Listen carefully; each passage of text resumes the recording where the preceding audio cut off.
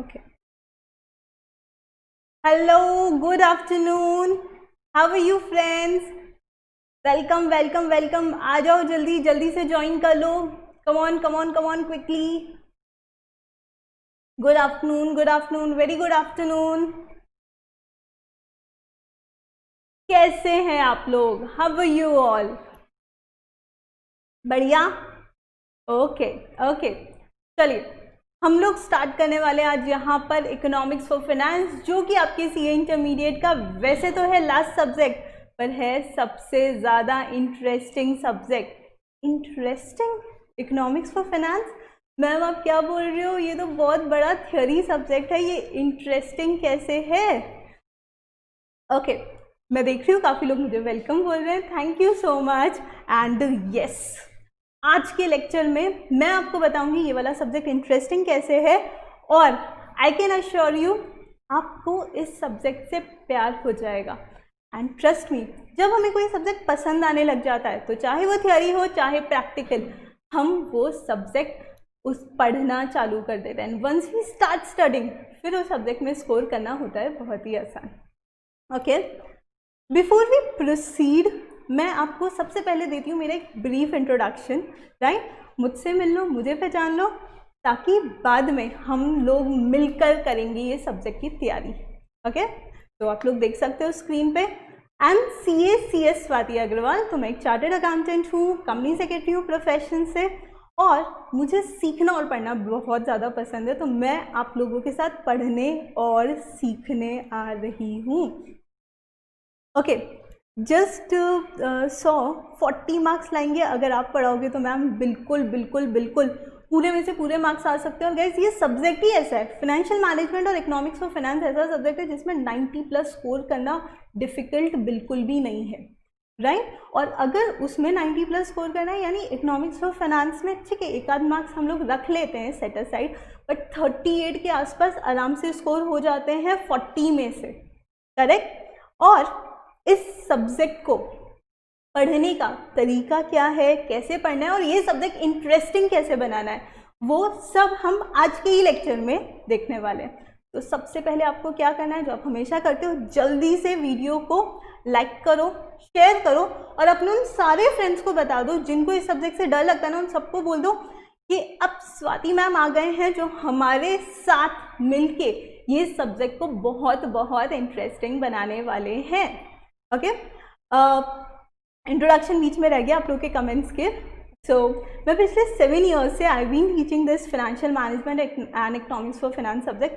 पहले ये subject financial management costing के साथ हुआ करता था, जब इंटरमीडिएट की जगह आपका IPCC था, बट अब ये एक सेपरेट 100 मार्क्स का सब्जेक्ट बन गया, बिकॉज CA फाइनल में this is very very important subject. Right, और अब इसके साथ ये एड ऑन हुआ है EFF का. ओके, कुछ लोग पक्का सोच रहे हैं कि मैम आपने इकोनॉमिक्स फॉर फाइनेंस को इम्पॉर्टेंट, इंटरेस्टिंग ऐसे ऐसे शब्दों को ऐड किया है, पर ma'am economics for finance interesting कैसे है? मतलब हमारे पास इतने ऑप्शन है प्रैक्टिकल सब्जेक्ट्स पढ़ने के लिए, अकाउंट्स है, कॉस्टिंग है जिसमें हमें बड़ा मज़ा आता है कैलकुलेशन करने में, और CA कोर्स में ये एक बहुत कॉमन चीज़ है. मैं भी आप ही की तरह थी, बिल्कुल आपके जैसी थी. मुझे प्रैक्टिकल सब्जेक्ट बड़े पसंद थे, और थ्योरी करते करते मुझे ऐसा लगता था अरे इतना सारा थ्योरी कैसे पढ़ना है. तो आप भी अगर वैसे हो तो इस सब्जेक्ट को हम बहुत प्रैक्टिकली पढ़ेंगे. मैम थ्योरी प्रैक्टिकली पढ़ेंगे? हाँ जी, क्योंकि ये एक ऐसा थ्योरी सब्जेक्ट है, हमारे ICI ने इसका पेपर पैटर्न भी बिल्कुल ऐसा बनाया है कि आप इसे बहुत प्रैक्टिकली पढ़ सकते हो और समझ सकते हो. चलेंगे सब्जेक्ट की तरफ. पहले शॉर्ट इंट्रोडक्शन देती हूँ मैं अपनी टीम का यहाँ पर. गाइस, इनफैक्ट मैं सबसे नहीं हूँ, बट इन सबको आप बहुत अच्छे से जानते हैं. तो यहाँ पे 2 एडिशन दिख रहे हैं आपको 2 कोने में, ईशान सर और मैं यहाँ पर CS स्वाति अग्रवाल. तो हम दोनों आपको FM और EFF की जर्नी में लेकर जाएंगे, and we can assure you आपको बहुत बहुत मज़ा आएगा. राइट, सबको आप जानते हो, ये हमारी फाउंडेशन और इंटरमीडिएट की टीम है, और हम यहाँ पर आपको सिर्फ पढ़ाने नहीं सिखाने आ रहे हैं. मैम क्या फ़र्क होता है दोनों के अंदर? बहुत बड़ा डिफरेंस ये है कि आप पढ़ते जब हो तो आपके दिमाग में एक ही चीज़ होती है, याद करना है, याद करना है, स्कोर करना है, स्कोर करना है। पर जब आप सीखते हो, आप वही चीज़ सीखते हो जिसमें आपको इंटरेस्ट होता है, राइट। तो हम यहाँ पर आपको सिखाने आ रहे हैं और आप लोगों को एक बहुत बड़ी बैटल के लिए तैयार करने आ रहे हैं। और वो बैटल ऐसी है जिसमें आप लोग सिर्फ जीतोगे ही नहीं, यानी सिर्फ पास ही नहीं होगे, आप लोग तैयार होगे रैंकिंग के लिए।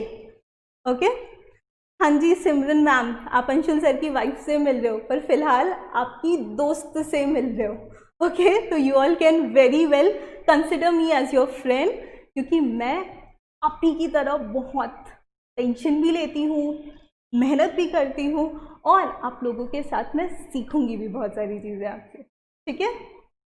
चलिए, एक और बहुत अच्छी अनाउंसमेंट है आप सबके लिए। काफ़ी आपके प्रीवियस लेक्चर्स में आपके टीचर्स ने आपको बता दिया होगा, फिर भी मैं आप लोगों को बताती हूँ। हम लोग एक नया डेडिकेटेड चैनल लेके आ रहे हैं इंटरमीडिएट ग्रुप 2 के लिए, क्योंकि एक ही चैनल पे बहुत सारी चीज़ें हो रही है और बहुत सारे ऐसे मेरे फ्रेंड्स हैं जो अभी ग्रुप 2 पे ज़्यादा फोकस कर रहे हैं। ऐसे बहुत सारे लोग हैं जो मे के लिए प्रिपेयर कर रहे थे और अब वो सोच रहे हैं हमें दोनों ग्रुप देने हैं नवंबर में। तो इतना ग्रैंड अटेम्प्ट होने वाला है नवंबर 2020 का, तो इसलिए हमने हमारे चैनल को स्प्लिट किया है 2 चैनल्स में, that is intermediate group 1 and intermediate group 2। फिलहाल हम लोग इसी चैनल पे हैं, पर थर्सडे से इंटरमीडिएट ग्रुप 2 का चैनल अलग हो जाएगा। तो एक और काम जो आपको करना है, आपको इस चैनल को भी जाके सब्सक्राइब करना है, नोटिफिकेशंस ऑन करने, ताकि जैसे ही ये चैनल पूरी तरह से लाइव हो जाएगा तब आप हमारे लेक्चर्स उस चैनल पे आकर देख सकेंगे।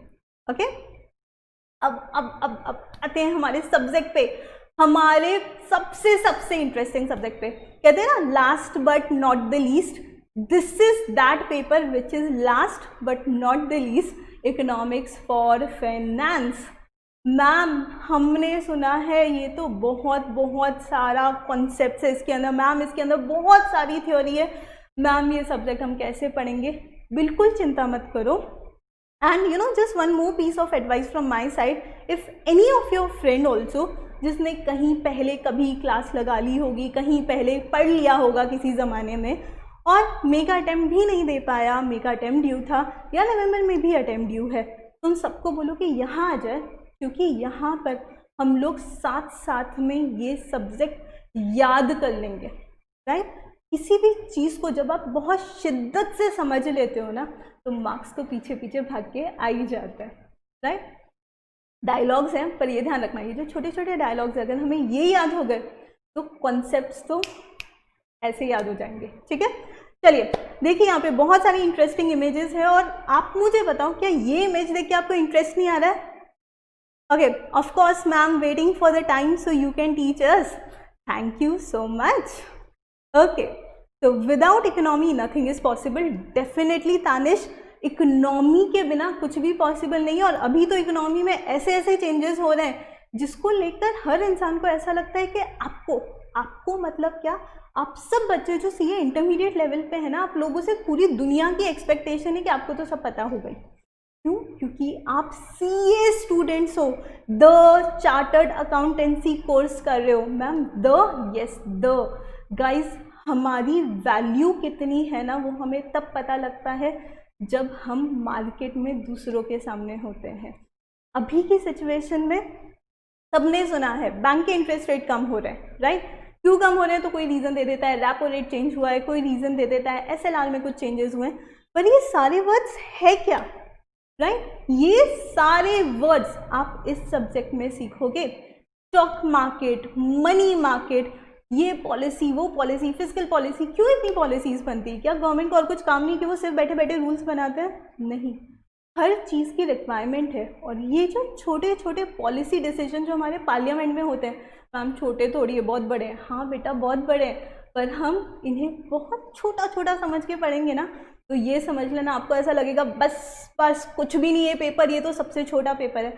और ये सब्जेक्ट आपको इतना पसंद आएगा कि आप सबसे पहले यही सोचोगे कि मुझे ईएफएफ पढ़ना है, मुझे ईएफएफ का रिविजन करना है, करेक्ट। ओके, चलिए, ये जो कुछ इमेजेस मेरे पीछे हैं, आप लोग ये इमेजेस देखिए और मुझे बताइए, क्या ये इमेजेस आपको इंटरेस्ट दे रही है थोड़ा थोड़ा सब्जेक्ट को लेकर? क्या है मैम, ये वर्ल्ड मैप बना हुआ है, बहुत सारी लाइट्स है इधर उधर इधर उधर, guys this represent international trade.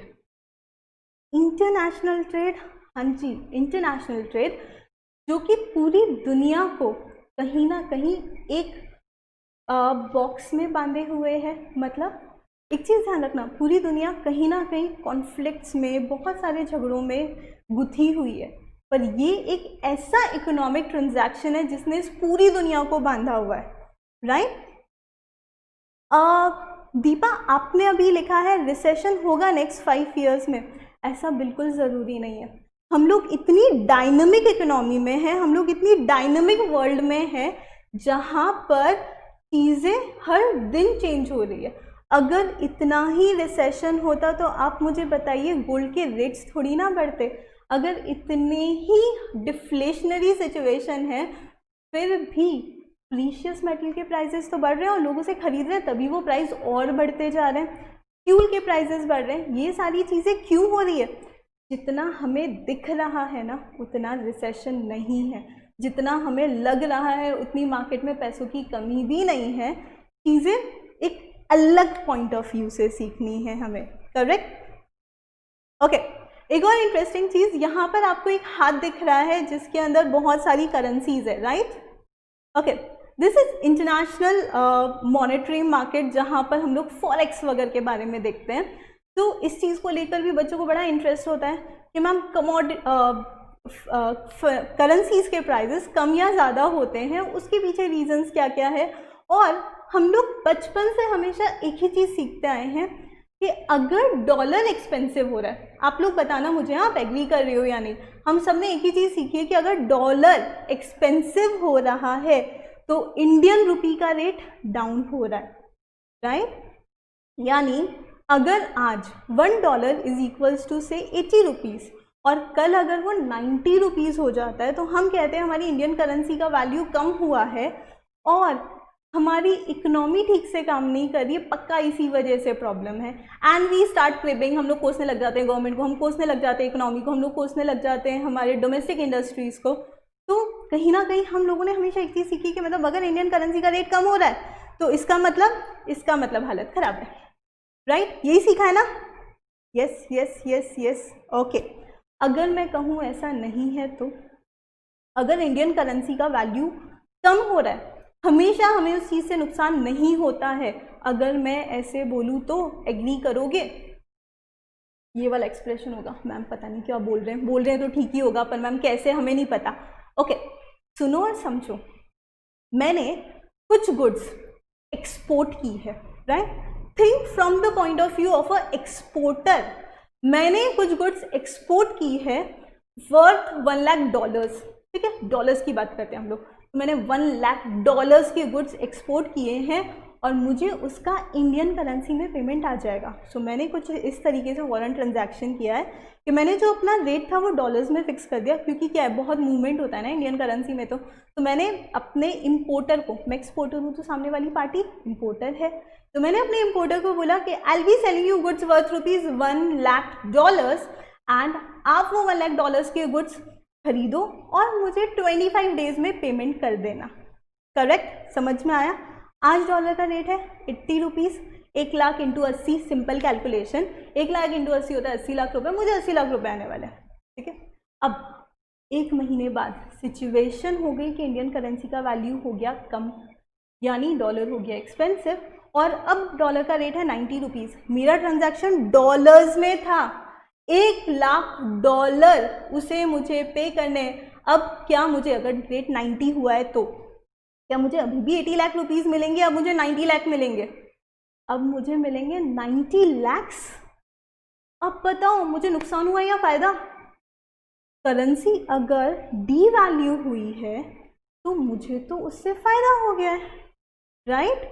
तो हर कॉइन के जैसे 2 हिस्से होते हैं वैसे हर एक ट्रांजैक्शन के भी 2 हिस्से होते हैं, हर एक इकोनॉमिक अफेक्ट के भी 2 चीज़ें, 2 व्यूज़ हो सकते हैं और हम यहाँ पर वो सारे व्यूज़ समझेंगे तभी तो हमें ये सब्जेक्ट अच्छे से समझ में आएगा। Clear? Yes guys, I can see what you are saying. तो 90 लाख बताओ हुआ ना प्रॉफिट? यस, प्रॉफिट हुआ, करेक्ट। तो अब इससे क्या समझ में आता है? इससे ये समझ में आता है कि वो जो सेकंड वाला व्यू है हमें वो समझना है और हमें देखना है ये सारी चीज़ें। तो फ्रेंड्स, FM में आप करते हो कैलकुलेशन और EFF में आप ढूंढोगे उस कैलकुलेशन के पीछे का logic. That is why ICI ने दोनों सब्जेक्ट को किया है कंबाइन। मैम ये सब तो ठीक है, आपने इतना सारा ओके। पलक का क्वेश्चन आया है, ma'am what if we import. Palak, if we are importing, उसके अंदर भी दूसरे तरीके से सोचते हैं। यहाँ पर मैंने आपको क्या बताया था? यहाँ पर मैंने आपको बताया था कि हमने जो कॉन्ट्रैक्ट किया था वो डॉलर्स में किया था। सपोज वी आर इम्पोर्टिंग और हमारा कॉन्ट्रैक्ट हम INR में करते हैं। Okay, again I am telling you the positive side, negative side तो है ही है ना, बचपन से वो नेगेटिव साइड ही सुनते आए। अब अगर मुझे इंपोर्ट करना है और मैंने यहाँ पे कॉन्ट्रैक्ट किया इंडियन रुपीज़ में, तो ध्यान से सुनना क्या होगा। वो जो बंदा हमें एक्सपोर्ट कर रहा है, because now I am importer, that person is exporter, तो वो जो बंदा मुझे गुड्स एक्सपोर्ट कर रहा है, मैं उसे कहती हूँ let us freeze our deal in 80 lakh rupees. ठीक है, तो उसने भी अपना हिसाब लगा लिया, उसने कहा ठीक है, करेक्ट।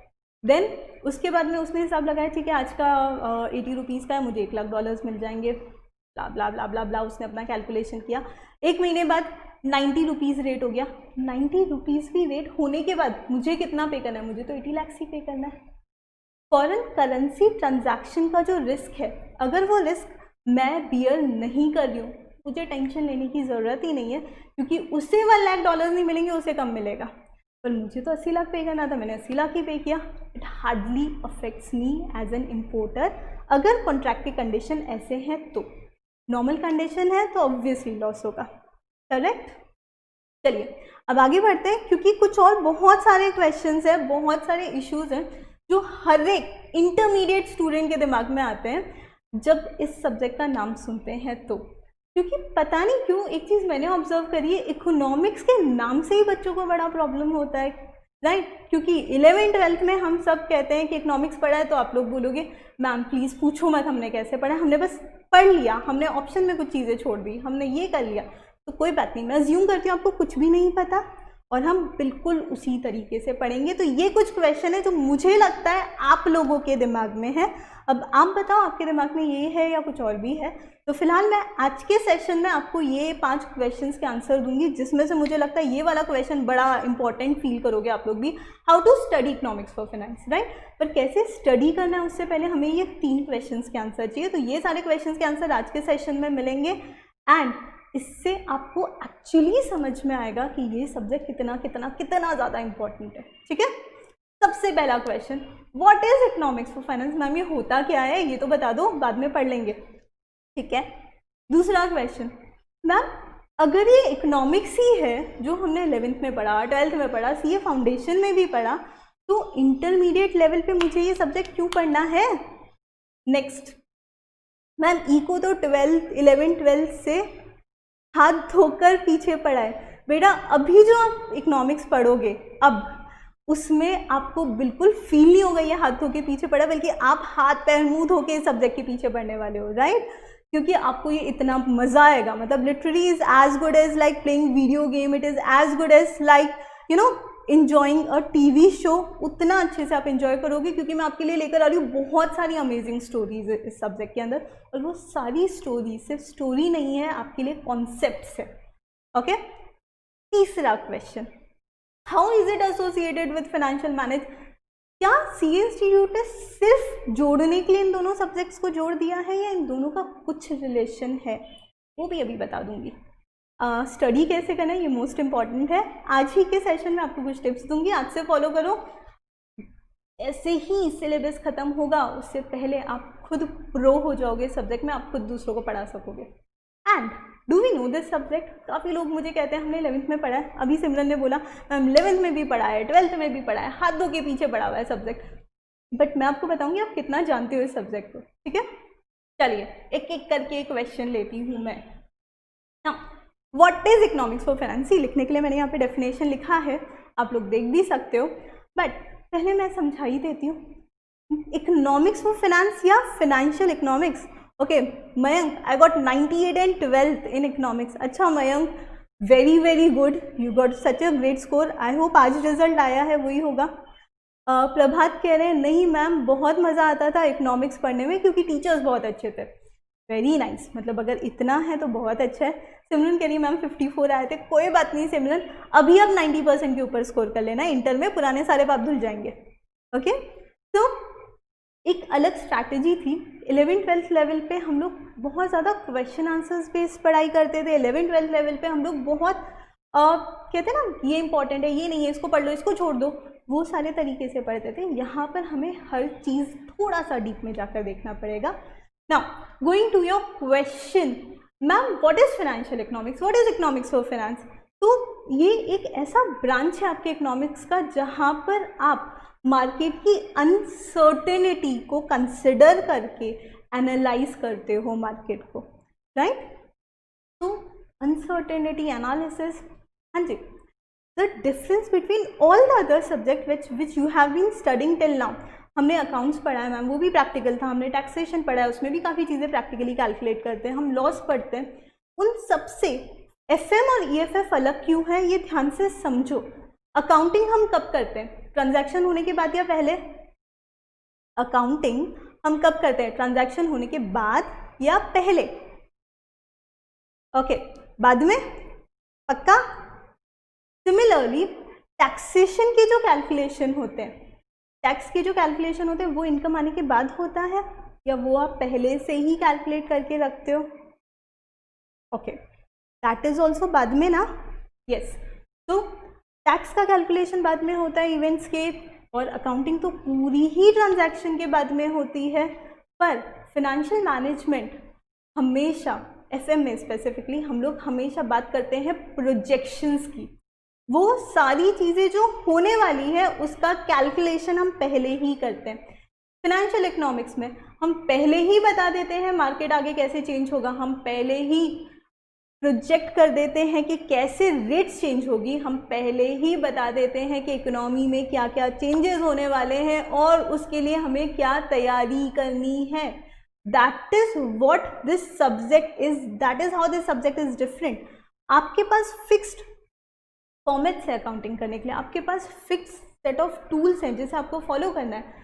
जब हम लॉ पढ़ते हैं तो हमने कुछ रूल्स देखे हुए हैं, कुछ केस लॉज हैं जो हम पढ़ते हैं। यहाँ पर बहुत सारी चीज़ें ट्रायल एंड एरर बेसिस पे होती है, क्योंकि प्रोजेक्शंस है, आगे होने वाली चीज़ों को हम पुराने एक्सपीरियंस से एनालाइज कर रहे हैं, प्रेजेंट कर रहे हैं। गाइस सोचो कितना इंटरेस्टिंग है। मैम हम ज्योतिष बन गए? नहीं, आप बिल्कुल ज्योतिष नहीं बने हो, बट आप अपने एक्सपीरियंस से, अपने नॉलेज से आगे आने वाली चीज़ों को पहले ही बहुत हद तक एनालाइज कर पाते हो, right. So that is how this particular set of subject works. Okay, so financial economics वो वाला ब्रांच है इकोनॉमिक्स का जो एनालाइज करता है रिसोर्सेज का डिस्ट्रीब्यूशन अनसर्टेन मार्केट में। अभी का मार्केट देख लो, किसी ने सोचा था इतने महीनों तक लोग वर्क फ्रॉम होम कर सकते हैं? किसी ने सोचा था कि हम लोग इस तरह से पढ़ाई कर सकते हैं और फिर भी क्लासरूम वाली फीलिंग आएगी? Guys you know, somewhere I can visualise your expressions, I can see किस तरीके से आप लोग कर रहे हो। जॉय ऑफ लाइफ, आपका कहना है मैम एडवांस टैक्स तो एस्टिमेटेड बेसिस पे होता है। हाँ जी, ये जो एस्टिमेटेड बेस होता है ये पास्ट इनकम के हिसाब से एडवांस टैक्स कैलकुलेट होता है। ओके, तो यहाँ पर एक सबसे अच्छी चीज़ जो हम सीखेंगे, हम पहले से प्रिडिक्ट कर रहे हैं मार्केट में होने वाले चेंजेस को। और अभी जो इकोनॉमी में इफेक्ट आया है, ये ऐसा इफेक्ट था जो अच्छे से अच्छे इकोनॉमिस्ट ने भी प्रेडिक्ट नहीं किया था, क्योंकि बहुत अनसर्टेन सिचुएशन आई थी। पर इस सिचुएशन को भी हम क्यों हैंडल कर पा रहे हैं? क्योंकि हमारे पास उतने रिजर्व्स थे, राइट। चलिए, ओके, बहुत important question, why should we study this subject at intermediate level? Ma'am हम ये सब्जेक्ट क्यों पढ़े इंटरमीडिएट लेवल पे, है ना। मैम ये सब फाइनेंशियल इकोनॉमिक्स ठीक है, समझ में आ गया, थोड़ा बहुत मैक्रो इकोनॉमिक्स जैसा होगा। तो अगर ये मैक्रो इकोनॉमिक्स जैसा है तो हम इसे इंटर लेवल पे क्यों पढ़ें? हमें तो नहीं पढ़ना इंटर लेवल पे ये सब्जेक्ट। अरे शांत शांत, ये देखो, ये इमेज दिख रही है आप सबको? ये इमेज देख के थोड़ा बहुत इंटरेस्ट आया? और ये इमेज देख के क्या क्या आप लोग बता सकते हो? व्हाट इज दिस, मतलब ये क्या शो कर रही है इमेज? तो सिर्फ ये इमेज देखकर अपना व्यू मुझे बताओ, ये देख के आपको क्या लगता है? What is it all about? क्या ये? थोड़ा सा लैग है आई थिंक, तो आप लोग आंसर दोगे। Work from home is not supportive ma'am, क्यों? लोग कर रहे हैं, लोग करते आ रहे हैं और फिर भी अच्छे से चल रहा है। मार्केट डाउन है, करेंसी रेट फ्लक्चुएशन है, वैल्यू ऑफ मनी डिफाइन कर रहा है मैम, स्टॉक मार्केट डिफाइन कर रहा है। अच्छा, मैंने यहाँ पे कुछ भी नहीं लिखा, फिर भी आप लोगों ने यहाँ पर अपने अपने एनालिसिस दे दिए मुझे just looking at this image, और इसका एक्चुअली बेस्ट मीनिंग वही है। मैम ये देख के ऐसा लग रहा है कि कुछ तो डाउनवर्ड है, और ये डाउनवर्ड हो सकता है करेंसी मार्केट, ये डाउनवर्ड रिएक्शन हो सकता है स्टॉक मार्केट, मार्केट का फ्लक्चुएशंस मैम ये बता रहा है, क्योंकि सिर्फ ये डाउनवर्ड नहीं जा रहा है, ऐसे ऐसे जिगजैग इमेज दिया है आपने, करेक्ट।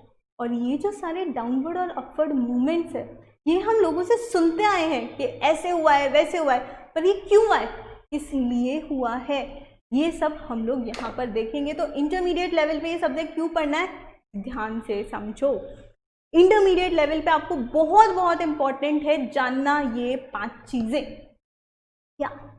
नेशनल इनकम का थ्योरी। नेशनल इनकम का थ्योरी मैम, नेशनल इनकम मतलब क्या? Income of the nation. हमने तो 12th में भी पढ़ लिया था। हाँ, आपने 12th में पढ़ा था, पर यहाँ पर अब आप जो पढ़ोगे वो बहुत ज़्यादा रिलेट करेगा प्रैक्टिकल एस्पेक्ट से।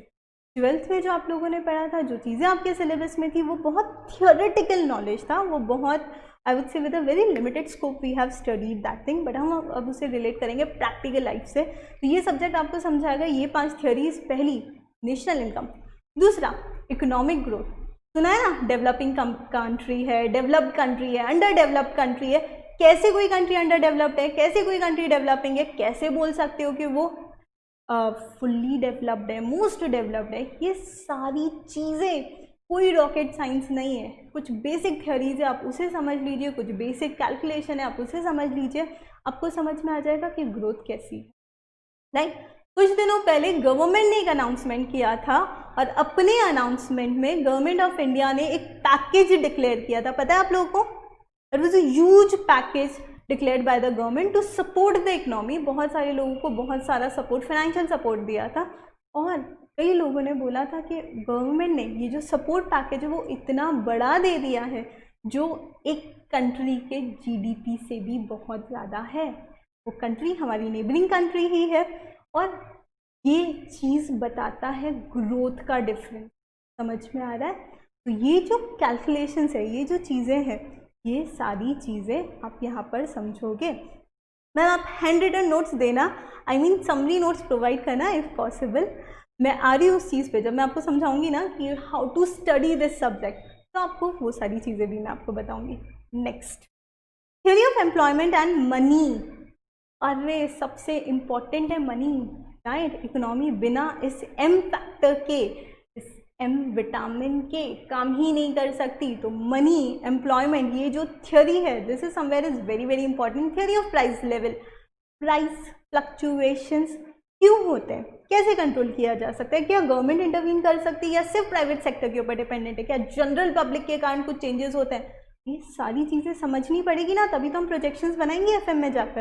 And theory of international trade, इतनी क्रूशियल सिचुएशन में भी जहाँ पर इकोनॉमी बहुत बुरी तरह से हैम्पर हुई है, जहाँ पर ऐसा लग रहा था इंटरनेशनल ट्रेडिंग शायद बंद हो जाए, but still the trading is continue, still we are one of the big importer as well as exporter. अभी भी इम्पोर्ट एक्सपोर्ट चल रहा है, तो इंटरनेशनल ट्रेड का अपना एक इम्पॉर्टेंस है, और उस चीज़ को हमें यहाँ समझना है कंसिडरिंग करेंसी मूवमेंट्स, राइट? बहुत इंपॉर्टेंट है, करेंसी मूवमेंट्स कंसिडर करके हमें ये सारी चीज़ें सीखनी है। तो ये जो सारी चीज़ें हैं, ये हम यहाँ पर इस 40 मार्क्स के इस छोटे से सब्जेक्ट में सीखने वाले हैं। ओके ओके, तो मैम 40 लाख करोड़ का पैकेज था, पाकिस्तान के जीडीपी से ज़्यादा है, राइट? Approximately 10% of GDP. चलिए, गुड टू नो, आप सब लोग इतने अपडेटेड हो, literally you all are very very good. मुझे पता नहीं था आप लोगों को आत्मनिर्भर भारत के बारे में इतना एग्जैक्टली सब कुछ पता होगा, but you know it's very good कि I have got such a nice intelligent student जो कि अपडेटेड है इकोनॉमी में चेंजेस के लिए। और अब इस लेक्चर के बाद आप not only this lecture, obviously जब ये सब्जेक्ट हम लोग काफ़ी पढ़ लेंगे तो उसके बाद आप लोगों को सिर्फ पता नहीं होगा क्या हो रहा है, आपको पता होगा कि ये चीज़ें क्यों हो रही है, राइट। तो गवर्नमेंट ने ये जो सारी चीज़ें की है वो क्यों की है, उस सबके पीछे का लॉजिक भी हमें समझेगा। चलिए अब समझ में आए इंटरमीडिएट लेवल पे हमें ये सब्जेक्ट क्यों पढ़ना है, क्योंकि हमें ये देखना है हमारे आसपास जो भी चेंजेस हो रहे हैं वो क्यों हो रहे हैं, इकोनॉमी में क्यों रेट चेंज हो रही है, इकोनॉमी में इंटरेस्ट रेट के फ्लक्चुएशंस क्यों हो रहे हैं, मनी मार्केट पे क्या इफेक्ट आता है, स्टॉक मार्केट क्या होता है, इन्फ्लेशन डिफ्लेशन क्या होता है, इंडेक्स नंबर्स तो हम लोगों ने सीख लिया था मैम, पर उसका यूज़ क्या होता है, ये सारी चीज़ें ये सब्जेक्ट खत्म होने से पहले आप लोग खुद प्रो हो जाओगे। आगे बढ़े, चलिए। Now how this subject is, ma'am we watch every Modi speech, very good, even I do watch. क्यों मोदी जी इकोनॉमी पर ध्यान नहीं? ओके सुशांत, लास्ट वर्ड समझ में नहीं आया। चलिए, how is it associated with financial management, again मैंने यहाँ काफ़ी कुछ लिखा है, आप लोग उसे पढ़ो, मैं आपको समझा देती हूँ। गाइस फाइनेंशियल मैनेजमेंट आपका आज ही स्टार्ट हो रहा है तो सर आपको काफ़ी कुछ बताएंगे, बट उससे पहले मैं आपको कुछ चीज़ें बता देती हूँ। एक फाइनेंस मैनेजर का सबसे बड़ा रोल, या कहते हैं ना जो मेन ऑब्जेक्टिव होता है, जो काम होता है, वो ये होता है कि he has to do all the financial investment and decision and dividend decision. He need to take all the financial decision, dividend decision and investment decision, यानी पैसा कहाँ आएगा, कहाँ जाएगा, कैसे यूज़ करना है, और हमारे शेयर होल्डर्स को, स्टॉक होल्डर्स को कैसे खुश रखना है, कितना अप्रोप्रिएट डिविडेंड देना है उनको, ठीक है। तो फाइनेंशियल एक्सपर्ट्स ये सारे डिसीजन कब ले सकते हैं, जब उन्हें पता हो कि इकोनॉमी में उनके डिसीजन से क्या फ़र्क पड़ेगा। अगर मुझे कुछ भी नहीं पता, राइट, अगर मुझे कुछ भी नहीं पता तो मैं मेरे हिसाब से कुछ भी डिसीजन ले लूँगी, पर वो डिसीजन स्टॉक मार्केट पे डायरेक्ट हिट करेगा और हमारे शेयर्स के प्राइस गिर जाएंगे। और अगर एक्सपेक्टेशन से ज़्यादा दे दिया तो शेयर होल्डर्स कहेंगे कि ठीक है, अच्छा है, कंपनी लुटा रही है, हम लूट लेते हैं, करेक्ट। तो यहाँ पर EFF आपको थ्योरेटिकली एक्सप्लेन करेगा उन सारे डिसीजंस के डेप्थ को, ओके। बहुत डिटेल में, बहुत अंदर घुस के हम लोग समझेंगे कि जो भी इस तरह के डिसीजंस होते हैं। आपने सुना होगा वर्ड बजट्स, आपने सुना होगा प्रोजेक्शंस, राइट, कॉस्टिंग वगैरह आप लोग पढ़ ही रहे हो, लाइक मुझे दिख रहा है बहुत बहुत इंटेलिजेंट बच्चे हैं यहाँ पर, तो आप लोग सब कॉस्टिंग भी पढ़ रहे हो, तो आप लोगों को ये भी पता होगा मटेरियल मैनेजमेंट कैसे करते हैं। वो सारी चीज़ें कुछ थ्योरीज पे बेस्ड है, कुछ इकोनॉमिस्ट के डिफरेंट व्यूज़ पे बेस्ड है, और वो व्यूज़ ये सब्जेक्ट हमें सिखाता है। ये सब्जेक्ट आप लोगों को बताएगा क्यों का आंसर, राइट। कई बार ऐसा होता है, कई सारे फॉर्मूलाज होते हैं जो हम पढ़ लेते हैं, हम याद कर लेते हैं, पर वो पढ़ा क्यों है, वो याद क्यों किया है, वो क्यों यहाँ समझेगा। Clear? Yes, okay. Next, now how to study economics for finance, guys, this is one of the most important। Okay, Simran कह रही है मैम फरवरी में आता है बजट, बिल्कुल फरवरी में बजट अनाउंस होता है, और यहाँ पर मैं जिस बजट के बारे में बात कर रही थी, ऑब्वियसली आप इकोनॉमिक बजट की बात कर रहे हो, कंट्री के बजट की बात कर रहे हो। हर एक छोटी छोटी कंपनी को भी अपना बजट बनाना पड़ता है, और कंपनीज जाने दो, घर पे मम्मी को भी बजट बनाना पड़ता है। मम्मी से पूछ लेना हर एक मंथ को कैसे चलाना है, कैसे करना है। हमारी mothers, trust me guys, and I really respect all the mothers for this. अब हमारी जो मदर्स है ना, वो दुनिया की सबसे बेस्ट, सबसे बड़ी फाइनेंस मैनेजर है, क्योंकि वो बहुत लिमिटेड रिसोर्सेज से सब कुछ कर लेती है। वो एक्सपेंसेस निकाल लेते हैं, वो सेविंग्स कर लेते हैं, और जब हमें लगता है सब रास्ते बंद हो गए तो भी वो कहीं से कुछ ना कुछ निकाल लेते हैं, right. So to all the mothers who are the best finance manager of the economy, जब demonetization भी हुआ था तो they are the people शायद जिन्होंने one of the most suffering people, क्योंकि उनके अंदर से बहुत ज़्यादा कैश निकला था, करेक्ट। तो हमारी मदर जो इतनी बड़ी फाइनेंस मैनेजर है, वो कहीं ना कहीं अपने घर का बजट वो भी बनाते हैं कि कितना खर्च करना है, कितना बचाना है। उनके मुँह से सुना होगा इस महीने बजट नहीं है, राइट। हम लोग खुद कहीं ना कहीं बहुत अच्छे फाइनेंस मैनेजर हैं। इंडिया में हर इंसान के खून में है फाइनेंशियल मैनेजमेंट, तो राइट, क्योंकि हम बहुत लिमिटेड रिसोर्सेज से उसको बेस्ट यूटिलाइज कैसे करते हैं वो हम सीख ही लेते हैं, करेक्ट। हमें भी कहती है हमारी मॉम मैम जी। अच्छा जी, जी मैम, उनके लिए तो बजट कॉस्टिंग है। सी आई टोल्ड यू, मुझे कभी कभी ऐसा लगता था my mom is like this, but मुझे अब पता है दुनिया की सारी mothers they are the best financial managers, right. वो ऐसी बारीक बारीक कॉन्सेप्ट सिखा देती है जो कोई हमें नहीं सिखा सकता, तो ऑब्वियसली उनसे भी सीखो। अरे यस, अभी ये सीख लो EFF पढ़ना कैसे। गाइज, कोई भी theory subject, you know, not only economics और फाइनेंस, ऑब्वियसली मैं यहाँ पे आपको ये एक पर्टिकुलर सब्जेक्ट के बारे में बता रही हूँ, बट कोई भी थियोरी सब्जेक्ट पढ़ने की ये कुछ स्टेप्स है, अगर आप इन्हें फॉलो कर लो तो दुनिया की कोई ताकत आपको स्कोर करने से नहीं रोक सकती। एक और चीज़, एक और मेरा इंट्रोडक्शन बहुत ज़्यादा डिटेल में हुआ नहीं है, तो मैं चलो आपको एक और चीज़ बताती हूँ। आई एम वन ऑफ दो स्टूडेंट्स जिनको थ्योरी से फोबिया है। कोई भी थ्योरी सब्जेक्ट ले लो, लॉ है, ऑडिट है, मुझे बड़ा डर लगता था, और डर इतना लगता था कि मुझे ऐसा लगता था कि यार मैं सिर्फ यही पढ़ लेती हूँ, क्योंकि practical is something which is there in my genes, मतलब शुरू से बचपन से प्रैक्टिकल सब्जेक्ट पसंद आते थे। तो कोई भी थ्योरी सब्जेक्ट, स्कूल में थी तो हिस्ट्री, भाई मुझे पता है मुझे कितना बुखार आया है, लाइफ में कभी मैथ से डर नहीं लगा, पर हिस्ट्री के पेपर से पहले तो मुझे ऐसा लगता था पता नहीं मैं खुद युद्ध करने जा रही हूँ, राइट। सिमिलरली CA जब स्टार्ट किया था, so foundation level in my rank there used to be P1, तो उसमें इतना कोई डर नहीं लगा, सारे सब्जेक्ट जाने पहचाने लगे, क्योंकि हमारे टाइम में लॉ नहीं था, राइट। बट इंटर में जब लॉ पढ़ा, ऑडिट पढ़ा, लिटरली ऐसा लग रहा था भगवान बचा लो। और उस समय ये कुछ स्टेप्स हैं जो मैंने फॉलो किए, and I can very proudly से आई एम वन ऑफ दो स्टूडेंट्स जिसने अपने फोबिया को ओवरकम किया।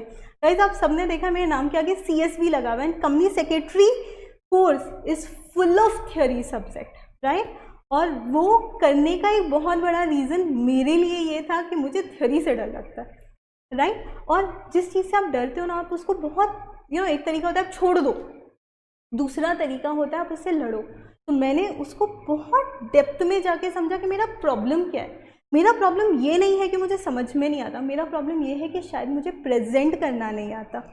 ओके सिमरन, सिविक्स भी डेंजरस था मैम, साइंस से भी ज़्यादा डर लगता था। मैम बहुत अच्छा पढ़ा रहे हो, थैंक यू। मेरे को भी मैथ्स फेवरेट था, हिस्ट्री से डर लगता था। सी आई नो काफ़ी बच्चे हैं, और CA में तो ऐसे बहुत, मतलब चार्टर्ड अकाउंटेंसी कोर्स में से बहुत सारे बच्चे मिल जाएंगे जो बिल्कुल मेरी तरह हैं। तो उसमें हमारा डर क्या है ये ध्यान से समझो। हमारा डर ये नहीं कि हमें समझ नहीं आता, हमारा डर ये है उस चीज़ को कैसे पढ़ें और कैसे प्रेजेंट करें, राइट। और अगर मैं वही चीज़ पढ़ते टाइम कर लूँगी तो मेरा डर ऑटोमेटिकली गायब हो जाएगा ना। ये थ्योरी का डर कैसे हटाया मैम? थ्योरी का डर हटाने का एक ही तरीका है, पढ़ते रहो पढ़ते रहो पढ़ते रहो, पर ऐसे पढ़ो कि आपको मजा आए, राइट। एंड मेरी स्टोरी अधूरी रह गई थी। CS तो किया, पर CS ज्वाइन करने से पहले मैंने मेरा CA इंटरमीडिएट ख़त्म किया था। मेरे टाइम में P2 होता था।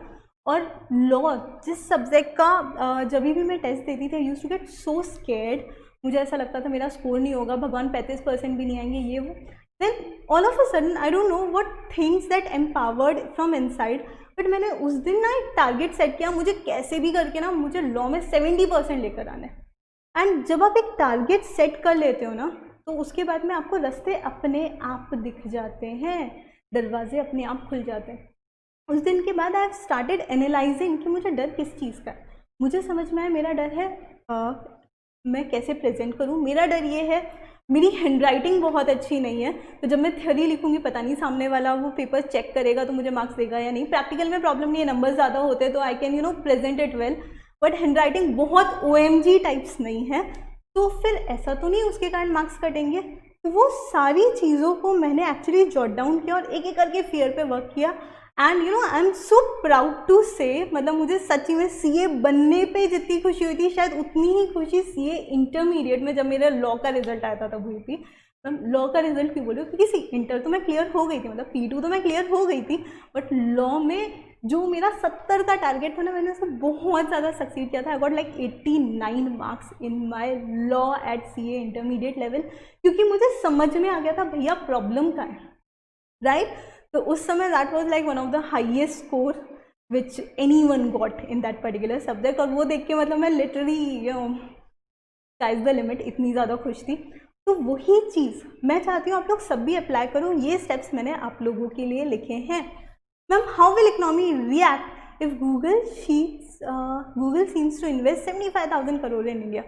गाइस, तानिश आपने खुद ने आंसर दे दिया। अगर इतना बड़ा इन्वेस्टमेंट हमारी कंट्री में आ जाएगा तो मुझे बताओ कि क्या होगा हमारी इकोनॉमी में। हमारी इकोनॉमी ऑटोमेटिकली बूम पे आ जाएगी ना।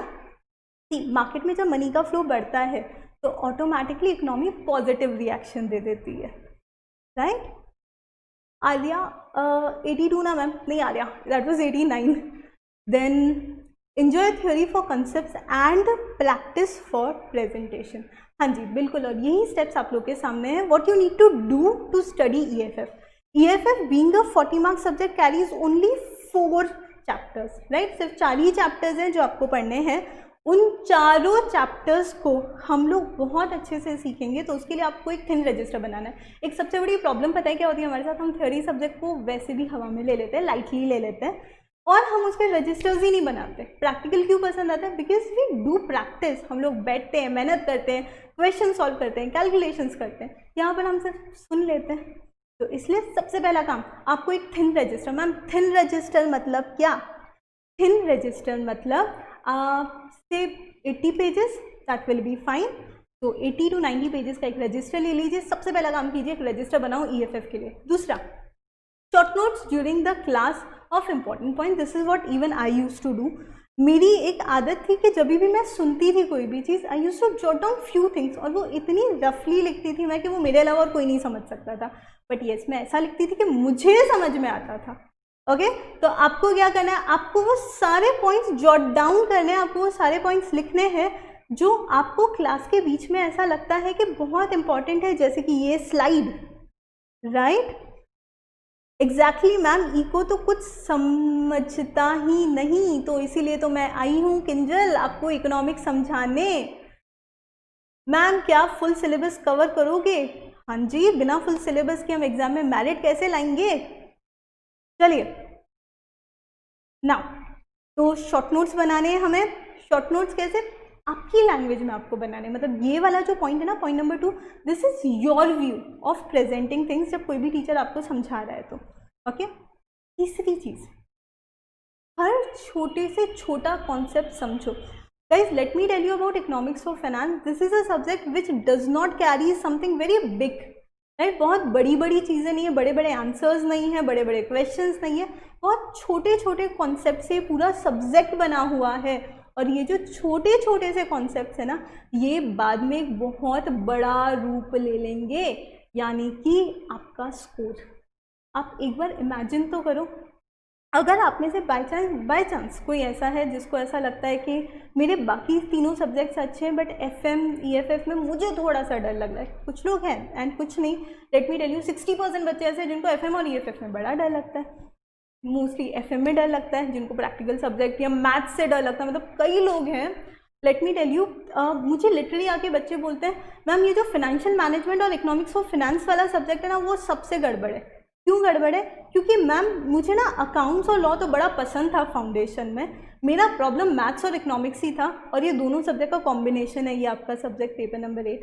तो फ्रेंड्स, ना आप FM पढ़ रहे हो जो अभी तक आपने पढ़ी, और ना आप मैथ्स पढ़ रहे हो अभी तक जो आपने पढ़ी, और ना ही आप वो इकोनॉमिक्स पढ़ रहे हो जो अभी तक आपने पढ़ी है। ये एक बहुत अलग चीज़ है। तो इसलिए ये जो छोटे छोटे कॉन्सेप्ट्स हैं आप उन्हें पहले समझो, right? Then give at least 3 readings of all important topics. Ma'am, हमें कैसे पता चलेगा इंपॉर्टेंट टॉपिक क्या है? बेटा मैं हूं ना, मैं ही बताऊंगी आपको। इस सब्जेक्ट के अंदर बहुत सारी चीजें जो इंपॉर्टेंट है, पर कुछ सिलेबस ही छोटा सा है। Excuse me. तो छोटा सिलेबस है।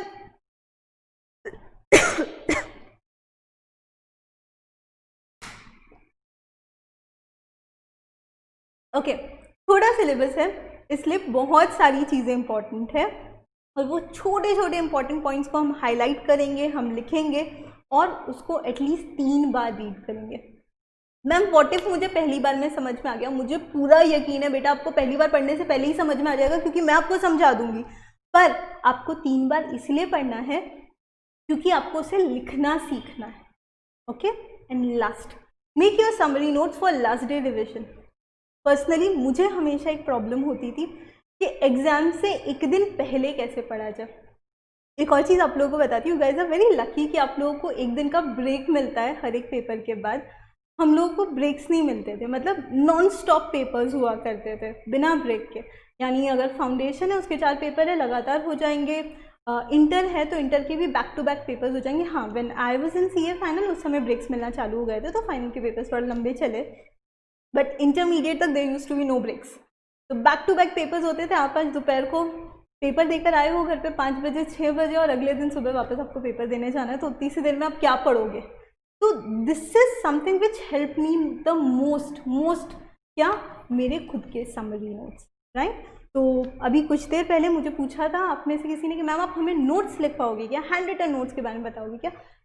जैसे जैसे टॉपिक्स होंगे ना वैसे वैसे मैं आपको गाइड करूँगी, पर एक चीज़ ध्यान रखना, नोट्स आपको अच्छे से अच्छे मिल जाएंगे, इवन मेरे नोट्स भी हैं, बट जो खुद के हाथ की लिखी हुई चीज़ होती है ना, nothing like that. Last day revision के लिए उससे अच्छा कुछ भी नहीं हो सकता है। मैं आपको सब सिखाऊंगी कि कैसे प्रैक्टिस करनी है, कैसे लिखना चाहिए, कैसे नोट्स बनाने चाहिए, चार्ट्स का इंपॉर्टेंस क्या है, और एग्जाम में आपसे कितना लिखना एक्सपेक्टेड है। सी, अगर कोई 2 मार्क्स या 3 मार्क्स का क्वेश्चन आ रहा है तो आपसे कोई एक्सपेक्ट नहीं करता कि आप आधा पेज आंसर लिखो, पूरा पेज आंसर लिखो।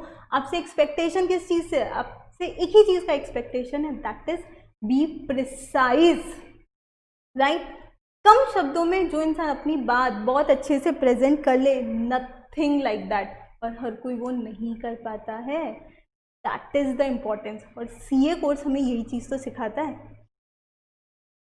जब स्वाति मैम है साथ तो डरने की कोई नहीं है बात। Thank you so much sir, thank you so much sir for attending the lecture. Okay, चलिए यहाँ तक सब कुछ समझ में आया। ये 5 पॉइंट आपके की पॉइंट्स है। नॉट ओनली ईएफएफ, हर थ्योरी सब्जेक्ट में से अप्लाई कीजिए, और ईएफएफ में तो करना ही है अप्लाई।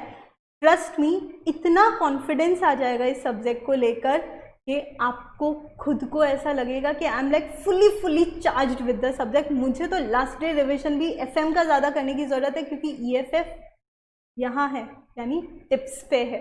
ओके, चले आगे। नेक्स्ट, बहुत इंपॉर्टेंट क्वेश्चन। मैम, मतलब 2 तरह के बच्चे हैं। एक टाइप के बच्चे बोलते हैं मैम हमें तो ईएफएफ आता है, मतलब मुझे तो ये सब्जेक्ट पता है already, I know this subject, see मैंने तो पढ़ा है। देखो, मैंने इसलिए आप लोगों को ये चार्ट भी दे दिया। 11th 12th फाउंडेशन इंटर में आपने जो इकोनॉमिक्स पढ़ा है वो दे दिया। हाँ, 11th में मैंने स्टैटिस्टिक्स का पार्ट नहीं डाला, बिकॉज फॉर लाइक अभी के डिस्कशन के लिए वो रेलिवेंट नहीं था। तो अब आप बोलोगे मैम देखो ना, हमें सब कुछ पढ़ा है, हमें सब कुछ आता है। या कुछ लोग बोलेंगे मैम हमें हमारा पता है, हमने 11th 12th में कैसे पढ़ा, हमने मार्क्स ओरिएंटेड पढ़ाई की थी, जो बहुत सही है। मैम हमने मार्क्स ओरिएंटेड पढ़ाई की थी, हमें पता है क्या क्या आने वाला है, क्या चीज़ हमें चॉइस में छोड़नी है, और हमने उतना ही पढ़ा। पर जो मैक्रो इकोनॉमिक्स है ना मैम, वो तो प्रॉब्लम है। चलिए, पर फिर भी एक ये छोटा सा एनालिसिस करते हैं। मैम तो अंशुल सर से भी बवाल समझा रही है, थैंक यू सिमरन। चलिए, तो 11th 12th फाउंडेशन और इंटर लेवल पे क्या क्या टॉपिक्स हमने अभी तक कवर किए, हम वो सब चीज़ें करते हैं। मैम मैं डायरेक्ट एंट्री से हूँ, हमको कुछ नहीं आता, बहुत अच्छी बात है। जिसको कुछ नहीं आता वो सबसे ज़्यादा सुखी है, और जिसने ये सोच लिया ना मुझे कुछ नहीं आता, ट्रस्ट में उस इंसान को सब कुछ आता है। क्यों? क्योंकि वो मेहनत करता है उस चीज़ पे। तो कुछ नहीं आता अगर आप ये समझ रहे हो और साथ में ये सोच रहे हो कि अब मुझे इस सब्जेक्ट में पूरी जान लगानी है, तो फिर तो मार्क्स भाग के जा ही नहीं सकते। चलिए, 11th 12th फाउंडेशन और इंटर, एक जो कॉमन चीज़ मैंने देखी, एक और चीज़ है, ये जो मैंने सिलेबस लिया ये सीबीएसई के हिसाब से लिया। अगर आप किसी भी स्टेट बोर्ड से हो गाइज, आपका सिलेबस सिमिलर ही है, right? Because I did analyze, I have seen lot of state board syllabus, more or less topics are same. Okay? चलिए, तो 11th के अंदर जो पार्ट आपने पढ़ा है that was macro economics, right? नहीं मैम ये माइक्रो है, अच्छा मुझे तो पता ही नहीं था। चलिए, so 11th में जो आपने पढ़ा था that was माइक्रो इकोनॉमिक्स। इसके काफ़ी टॉपिक्स मिलते जुलते हैं सीए फाउंडेशन से, तो मैं इसको बहुत ज़्यादा डिटेल में बिल्कुल डिस्कस नहीं करने वाली हूँ, क्योंकि ये आपने 11th में पढ़ा, आपने वापस सीए फाउंडेशन में पढ़ लिया, यहाँ का चैप्टर क्लोज हो चुका है। हमारे लिए इम्पॉर्टेंट क्या है? ट्वेल्थ में जो हमने पढ़ा, क्योंकि वो रिलेट कर रहा है हमारे इंटरमीडिएट के सिलेबस से। तो बताइए मुझे, ट्वेल्थ हसीन दिन, हमारे स्कूल डेज, तो ट्वेल्थ का जो टाइम था उसे याद करते हुए मुझे बताइए, national income aggregates, determination of income and employment, money and banking, government budget, economic reforms, current challenges faced by Indian economy and development experience of India. I think ये सारे टॉपिक्स आप लोगों ने देखे होंगे, राइट? ट्वेल्थ में हम सब ने ये सारे टॉपिक्स पढ़े हैं ना। नाम थोड़े बहुत चेंज हो सकते हैं स्टेट वाइज, जो भी आप लोगों के बोर्ड्स रहे हो, बट येस, मैक्रो इकोनॉमिक्स में मोस्टली ये सारी चीज़ें हम सब ने कवर की है। किसी ने थोड़ा ज़्यादा डिटेल में, किसी ने थोड़ा ब्रीफ में, पर ये सारे टॉपिक्स हुए हैं। मनी नाम से एक टॉपिक होगा, नेशनल इनकम के नाम से एक टॉपिक होगा, इकोनॉमिक रिफॉर्म्स पक्का होगा, पब्लिक पॉलिसीज़ होगी। ये जो सारे टॉपिक्स हैं, दीज वर द टॉपिक्स जो हमने तो ट्वेल्थ में ही कर लिए। तो मैम हमें तो फिर ये सब्जेक्ट पता है, हमें तो पढ़ने की ज़रूरत ही नहीं है। फिर मैम एक काम करते, अब तो हो गया ना सब कुछ, चलो फिर छोड़ते, अभी हम लोग सीधा एग्जाम के दिनों में पढ़ लेंगे। बेटा वहाँ गलती हो जाएगी, पूरे 40 मार्क्स चल जाएंगे। एक चीज़ ध्यान रखना, ये 40 मार्क्स, ये जो 40 मार्क्स है, ये आपको इंस्टीट्यूट ने लिटरेरी थाली में परोस के दिए, राइट? थोड़े से एफर्ट से और बहुत कम टाइम में ये सब्जेक्ट आप इतना एक्सपर्टीज़ कर सकते हो कि ये 40 में से 30+ तो हर किसी के आ सकते हैं। और उसमें 10% मेहनत बढ़ा दी ना तो 35, 38, 40 इज़ द लिमिट, राइट? 40 में से 45 तो नहीं मिल सकते, तो 40 इज़ द लिमिट। तो उतना भी हम स्कोर कर सकते हैं, क्योंकि आपने ट्वेल्थ में ज़्यादा नंबर ऑफ टॉपिक्स पढ़े थे। अगर मैं इंटर की बात करूँ तो there are only 4 topics, that is national income, public finance, money market, international trade. ये 4 टॉपिक, हर टॉपिक मतलब मैं अभी आपको बता ही देती हूँ पूरा, हर टॉपिक 10-10 मार्क्स का है, सबकी इक्वल वेटेज है, 40 मार्क्स का ये आपका सिलेबस है। M1, M2, M3, M4, हाँ जी, सरस्वती पब्लिकेशन का बुक था मैम हमारे यहाँ। ओके, चलिए, अगर किसी को पता नहीं है, कोई भूल गया है, तो वो तो सबसे अच्छी बात है। किसी ने नहीं पढ़ा वो भी अच्छी बात है, पर अगर पढ़ा है तो अपने ट्वेल्थ में इतना डिटेल में पढ़ा था। और इंटर में ये 4 छोटे छोटे टॉपिक्स हैं जो अलग अलग यूनिट्स में डिवाइडेड हैं, और ये जो टॉपिक्स हैं ये आपका पूरा 40 मार्क्स का सिलेबस है। Trust me, the book itself is not very huge, तो छोटा कॉन्सेप्ट है। और एडवांटेज क्या है इस सब्जेक्ट का? फाइनेंशियल मैनेजमेंट में student needs time to write, लिखने में टाइम लगता है, समझने में टाइम लगता है, क्वेश्चन को कैलकुलेशन में टाइम लगता है, और कई बार पूरा होने के बाद काट के दोबारा भी करना पड़ता है। EFF आपके लिए एक ब्रीदर है, राइट? लिटरली ऐसा लगेगा आपको, हाँ सांस आ रही है, 40 मार्क्स का पेपर हमने आधे घंटे में ही कर दिया। Why? Because institute has designed paper like that कि आपको बहुत ज़्यादा लिटरली सांस आने वाली है कि अरे बच गए, फटाफट हो गया, इतना पोर्शन तो खत्म हुआ, चलो मुझे उस पर फोकस करना है। That is how the paper is designed. तो इसलिए ये चारों टॉपिक्स आपको लिटरली एक डिफरेंट इकोनॉमिक वर्ल्ड में ले जाने वाले हैं, जहाँ पर हम लोग प्रैक्टिकली घुस कर सीखेंगे कि इकोनॉमी में चेंजेस होते क्यों हैं, क्यों गवर्नमेंट पॉलिसीज चेंज करती है, क्यों सारी चीज़ें बदलती है। ओके, चलिए, तो ये सब समझ में आया जो मैंने आप लोगों को बोला अभी तक? ओके, आज के लिए आपके ये जो 5 क्वेश्चंस थे, जिसको मुझे लगता था एज अ स्टूडेंट हर बच्चे को जानने की बड़ी उत्सुकता रहती है, क्यूरियोसिटी रहती है, तो अब आप लोग भी यहाँ पर देख सकते हैं वो 5 क्वेश्चन के आंसर्स दे दिए हैं मैंने। अब कल का सेशन बहुत बहुत इंपॉर्टेंट है मैम। कल के सेशन हम क्या सीधा पढ़ाई स्टार्ट करने वाले हैं? मुझे पर्सनली ऐसा लगता है कि डायरेक्टली एक टॉपिक स्टार्ट करना as a teacher that would be even convenient, क्योंकि मैं आपको बुक से डायरेक्टली रिलेट करवा सकती हूँ। बट बिफोर बिगिनिंग एनीथिंग हमें पता होना चाहिए हमारा गोल क्या है।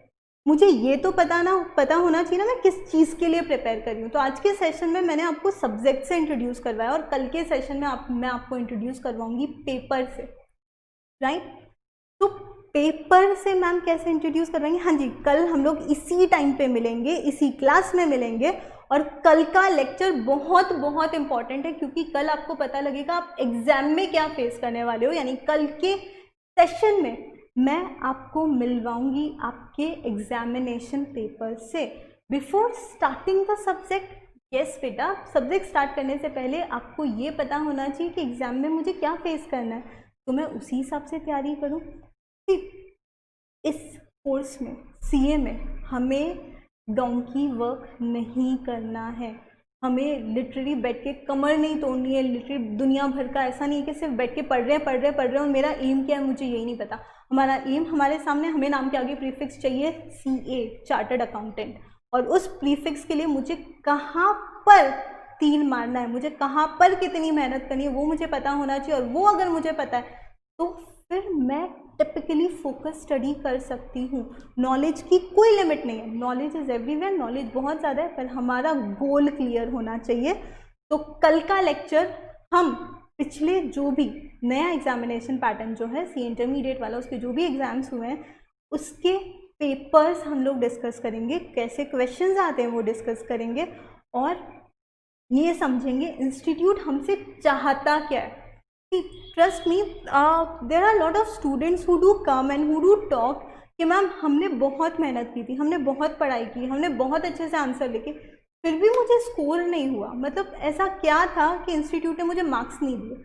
क्योंकि शायद आपने जो लिखा और वो जो चाहते हैं वो चीज़ें मैच नहीं हुई। समझ में आ रहा है? तो उस चीज़ को मैं यहाँ पर आपको पहले मैच करवाती हूँ, फिर मैं आपको सिखाऊंगी। ओके, तो कल के सेशन में आप लोग रेडी रहिएगा। हम लोग यहाँ पर मिलके करेंगे बहुत इंटरेस्टिंग पढ़ाई, बहुत इंटरेस्टिंग एनालिसिस, जिसमें हम देखेंगे ICAI चाहता क्या है, what they want from us, and will be ready to give them that thing to the point, very precisely, very perfectly. Okay, and please stay tuned with me. मैं ही नहीं, सारे teachers यहाँ पर आप लोगों के लिए बहुत बहुत मेहनत कर रहे हैं और सब बहुत एफर्ट्स दे रहे हैं। एक ही चीज़ बोलूँगी, बी रेगुलर। और आप लोगों को एक चीज़ समझाऊंगी, the batch has already begun. जो हमारा लक्ष्य नवंबर 2020 है वो ऑलरेडी बिगन हुआ है, तो do join that batch for you know everything, because यहाँ पर we do have limitation, we do have some challenges जो शायद हम नहीं ओवरकम कर पाए, बट वहाँ पर आपको हर चीज़ right from notes, test series, test सब कुछ मिलेगा। And you can you know also use my code if you want to buy subscription for 10% discount. But before that पढ़ते रहो, बढ़ते रहो और सही डायरेक्शन में अपनी तैयारी लगाओ। कल हम इंस्टीट्यूट को फाड़ने की तैयारी करेंगे। Okay, see you guys, thank you so much. Ma'am कब तक इकोनॉमिक्स कंप्लीट होगा? बेटा कल डिस्कस करते हैं। Thank you.